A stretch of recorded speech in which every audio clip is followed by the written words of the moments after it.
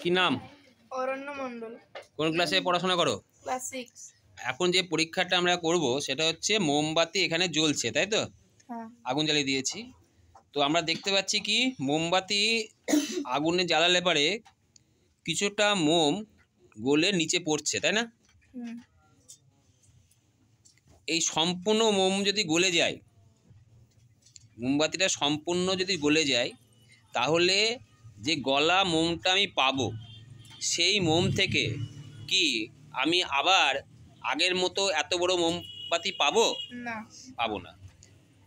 তাহলে কিছুটা মোম গলে গেল, যে মোমটা, তাহলে কিছুটা মোম, যে মোমটা গলে গেল সেই মোম থেকে আমি কিছু আবার একটা মোম ফিরে পাবো। পাবো না? পাবো না? পাবো। তাহলে এটা কি ধরনের পরিবর্তন? মোমবাতি গলে যাওয়াটা এটা ভৌত পরিবর্তন। উভমুখী না একমুখী? উভমুখী। উভমুখী পরিবর্তন। তাহলে আমি সম্পূর্ণ মোমটা কি পেলাম? না, সম্পূর্ণ মোমটা পেলাম না। তাহলে কিছুটা মোম কি হয়ে গেল? বাষ্প হয়ে উড়ে গেল। কেন বাষ্প হলো? এই মোমের মধ্যে থাকে কার্বন। কি থাকে? কার্বন। আর হাইড্রোজেন থাকে। ঠিক আছে, কি থাকে? কার্বন ও হাইড্রোজেন থাকে। যা অক্সিজেনের সংস্পর্শে আসবে, উত্তপ্ত হবে, দিয়ে বিক্রিয়া হবে, বিক্রিয়া হয়ে তৈরি করবে কার্বন ডাইঅক্সাইড আর জলীয় বাষ্প। তো জলীয় বাষ্প পাবে, দেখো এখানে হাত দাও, দেখো একটু পরে তোমার এখানে একটা জল জল ভাব আসবে, দেখো হাত দিলে বুঝতে হবে। হাত দাও, যতক্ষণ পারবে সহ্য করতে। দেখো হাতে জল জল ভাব এসছে না আসেনি?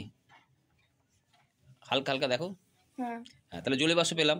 তাহলে যে জলীয় বাষ্পটা পেলাম সেটা উড়ে গেল, যে হাইড্রোজেনটা ছিল সেটা উড়ে গেল, আর যে কার্বনটা ছিল উড়ে গেল। তাহলে সেটা কি পরিবর্তন হলো? উড়ে যাওয়ার ফলে সেটাকে ফিরে পাচ্ছি আমি না। সেটা কি জন্য হলো? মোমের গলনের জন্য হলো না মোম জ্বলে থাকার জন্য হলো? মোম জ্বলে থাকার জন্য। মানে এটাকে বলা হয় মোমের দহন।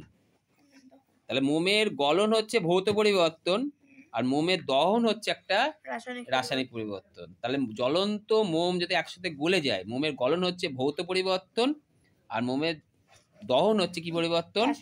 কেন রাসায়নিক পরিবর্তন? কারণ ওর মধ্যে থাকে কার্বন আর হাইড্রোজেন, যেটা কি হয়? তৈরি করে কার্বন ডাইঅক্সাইড আর জলীয় বাষ্প। সেটা কি হয়?